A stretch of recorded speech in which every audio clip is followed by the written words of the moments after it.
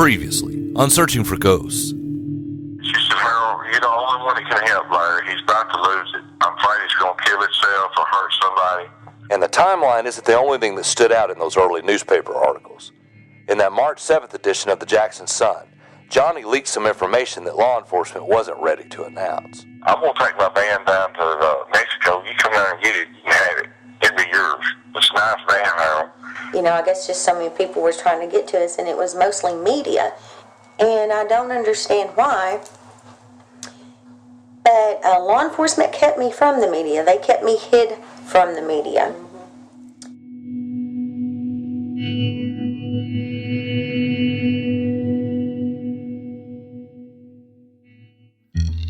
Just as how Bethany Markowski is frozen in time at 11 years old in our minds, so are a lot of the reports about her disappearance. That's why I have fallen in love with the podcast medium. Podcasts allow us to revisit things from the past and clear the air of certain things that have been stated in print that were never updated after new information became available. Case in point, on March 7, 2001, the front page of the Jackson Sun stated, quote, "Missing girls' parents suspect each other," unquote. This is the article where Johnny leaked to the media that Bethany wasn't seen on mall surveillance video. Johnny's sister Lori followed up with this statement concerning Larry Markowski. Quote, "We're just trying to place her in Jackson so we can rule him out," Jackson said, unquote. And this article is one of the few that I could find where Larry Markowski actually talked to the media. Quote, "When told that his estranged wife thought he might know where Bethany is, Larry Markowski said, 'Well, I have some suspicions about her too. The only thing I know is that she came up missing,' Larry Markowski said. 'If I was going to do something, why would I come back to Jackson? I had money in my pocket when we were in Arkansas.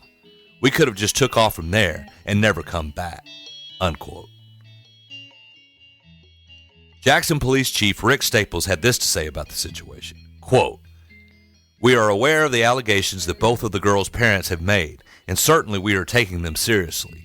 But we have not dismissed that she was abducted, as has been reported," unquote. In the same article, the reporter mentions the contentious divorce based on information given by Lori. She now wants to clarify. Bitter divorce or whatever. I don't really consider your divorce that kind of, you know, you were escaping from an abusive type situation. I mean, He was bitter about it. Well, he was. You were just trying to get away. Right. So it's not like you were arguing with him about anything. And you know, never argued with him because you got your ass whooped. My teeth, my nose broke, my jaw broke. When you search for Bethany on the missing persons website, the Charlie Project, this statement is one of the last things that you see. Quote, "Authorities said that they have not ruled out either of Bethany's parents as suspects in her disappearance. Investigators also said that it is possible Bethany was abducted by a stranger. Her case remains unsolved," unquote.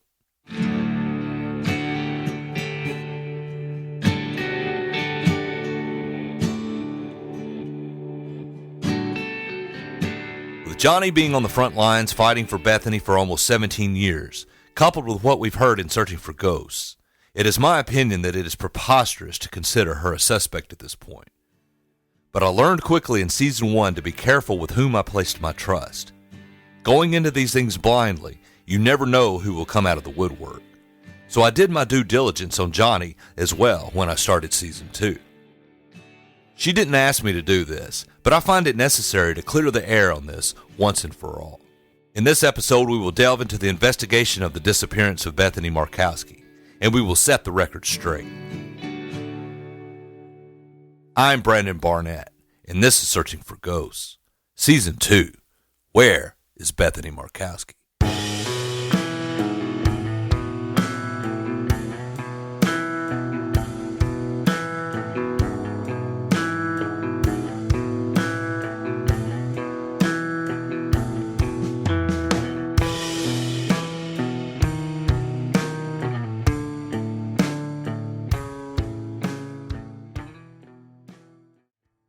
Johnny and Lori spent the week in Jackson after Bethany disappeared, hitting the ground running, posting flyers, and helping in any way that they could with law enforcement. I just recently discovered that a good friend of mine from Nashville, Randa Myers, crossed paths with Johnny and Lori that week.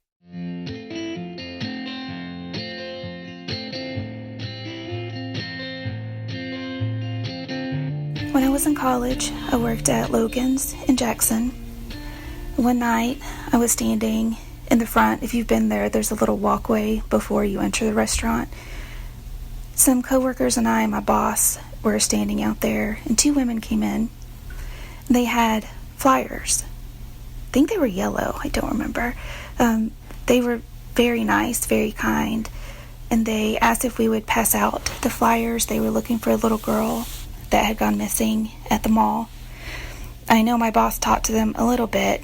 I, looking back, did not appreciate the weight of what was happening or what they were telling us. I remember I was sad and hoped that they found her. And I remember we taped up those flyers, and I think we put some at the hostess stand.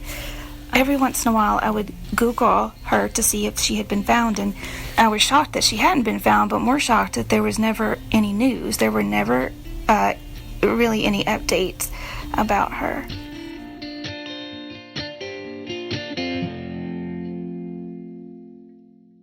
Evidently, Johnny had that instant likability factor even then, and soon built a rapport with Jackson police. So some tips and leads started coming in, and they were checking them out, and I feel like because I feel like I was so honest with the law enforcement, I feel like they were as honest as they could be with me. And they were sending me pictures of girls that, they think could be Bethany. And, some of them really did look like Bethany. And I would zoom in and look at everything, the ears, the eyes, the nose, the mouth, the hair, the part, everything. And at that point, I could have turned you into Bethany. A picture of you, right, into Bethany because you want them so bad.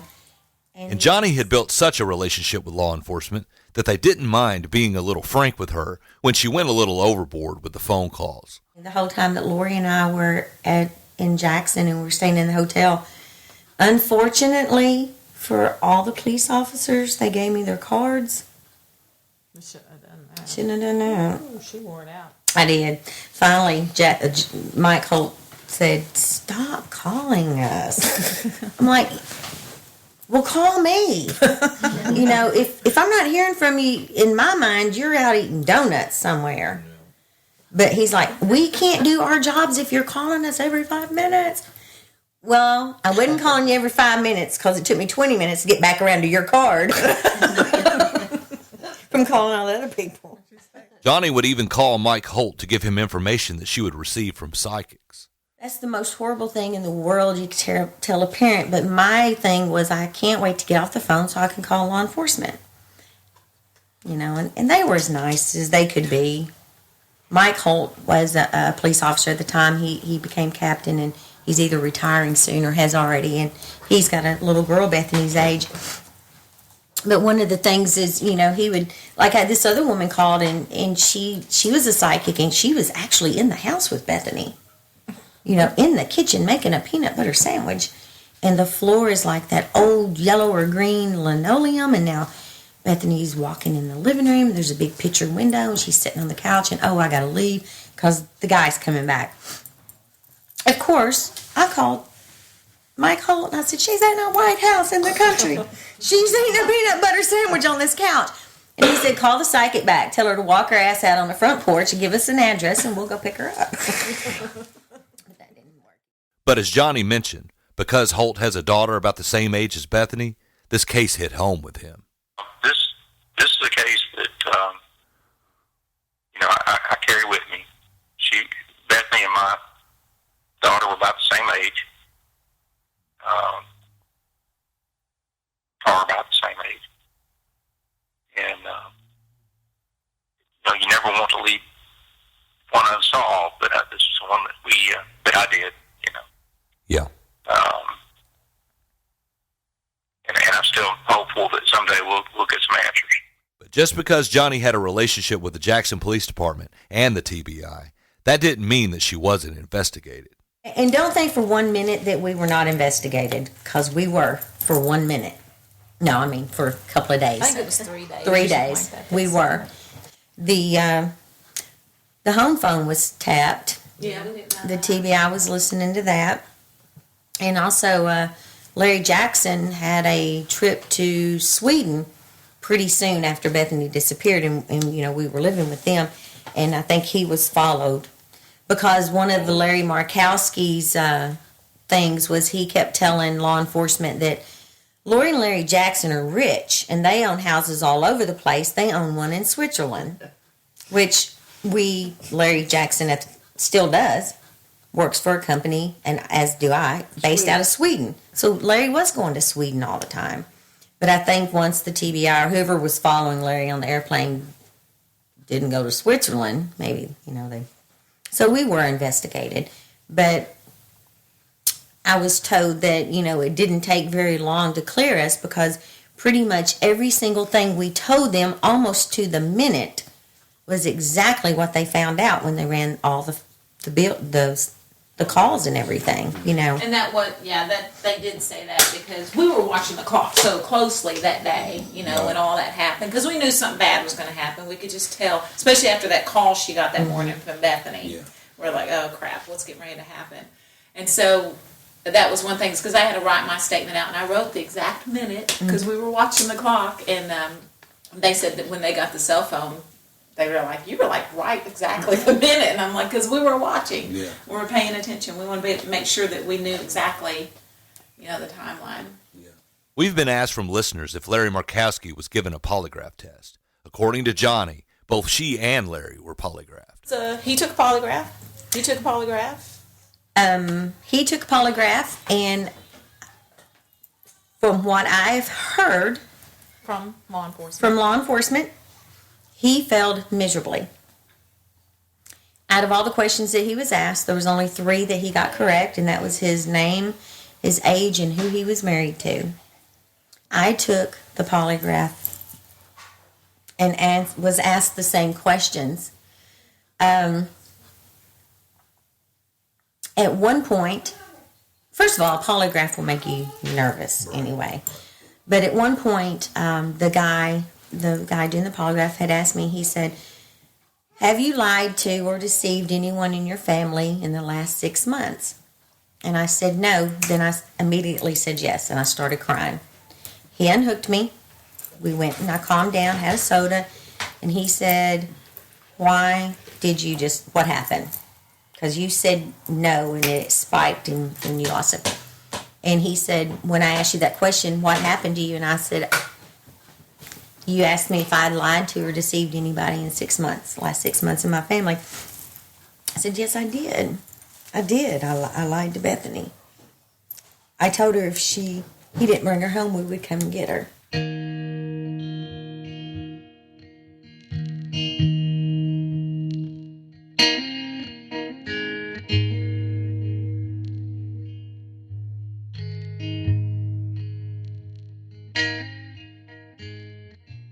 So I calmed down. We went back in there, and he hooked me back up. He said, other than what we had just discussed, have you lied to or deceived anybody in your family in the last 6 months? And I said no. I got a certificate. I'll have to get it out and show it to you, for being one of the most non-deceptive people he'd ever polygraphed. I'll have to find that for you. So given that so much of this podcast is built around Johnny's testimony, I would be remiss if I didn't ask a certain question to law enforcement. Here's retired TBI agent Jack Van Hooser that you've heard in previous episodes. When you look at the early Jackson Sun reports even, the police were talking about how they didn't rule out either parent as a suspect, nor did they rule out stranger danger. Do you have any feeling now toward Johnny Carter as being a suspect, as far as you're concerned? In my mind, she's cleared. Okay. Retired Jackson Police Department investigator Mike Holt, do you have your opinion with Johnny Carter specifically, if there was any involvement by her? I don't believe so. Okay. Never had anything that indicated that. There was nothing at all in the case that indicated Johnny was involved. Okay. So and certainly, I think it would have come to light by now. had that. Yeah.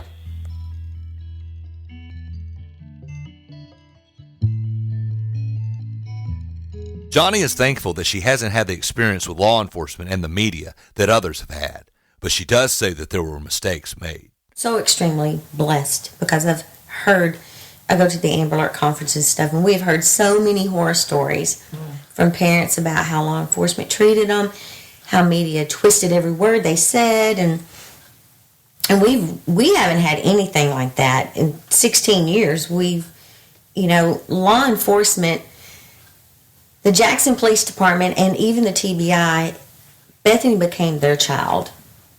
And we were so blessed in it being that, Were things mishandled? Yes. Things were done wrong, But it was yes. out of ignorance. It wasn't out of, malicious. Right. They weren't trying to keep, they Right. weren't trying to not do their job. I had TBI agents taking their vacations, their own personal vacations, and following Larry because he drove an 18-wheeler and sleeping in their cars, their one car for 2 or 3 days. Or dressing up like a pizza delivery guy so they could see inside his house. The whole town of Jackson was very supportive. They put us up in the hotel. Kinko's made all the flyers for free. And, everybody was because they'd already heard about it and everything. There's a lot of things that could have been done differently, but I don't know that Jackson, at that time, there was no Amber Alert. There was no training for, first responders or anything like that at the time.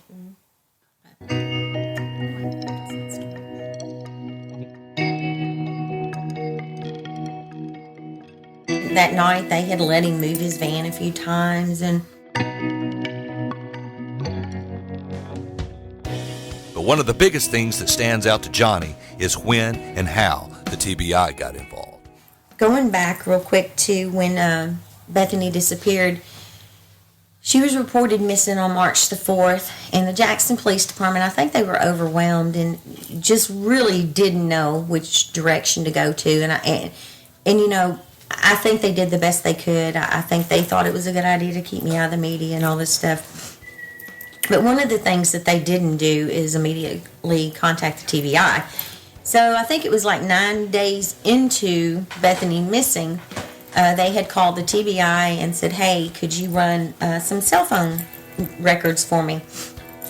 And they're like, yeah, sure, what's up? And they said, well, we have a missing child. Well, why didn't you call us, And then the TBI.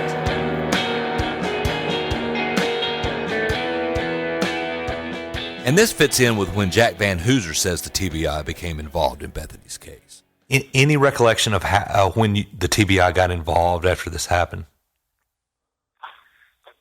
I'm thinking it was 9 days after her disappearance is when TBI first got involved in the case. Okay. And those 9 days proved to be critical. And again, it had been about nine or 10 days, and they had went and got Larry's van.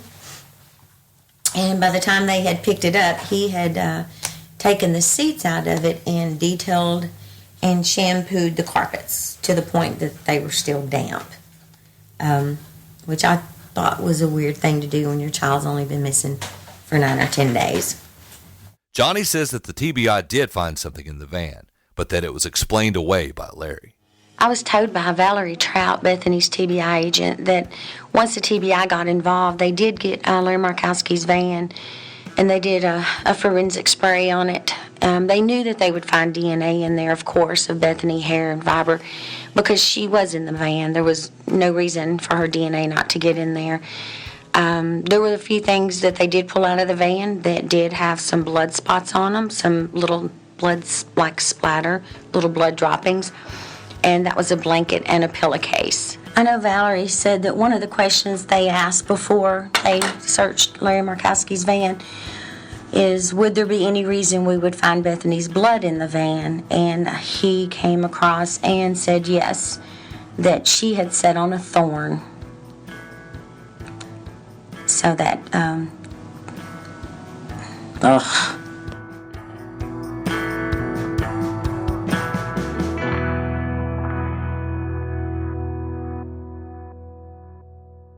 If you have any information about Bethany Markowski, no matter how small you think it is, call 1-800-THE-LOST.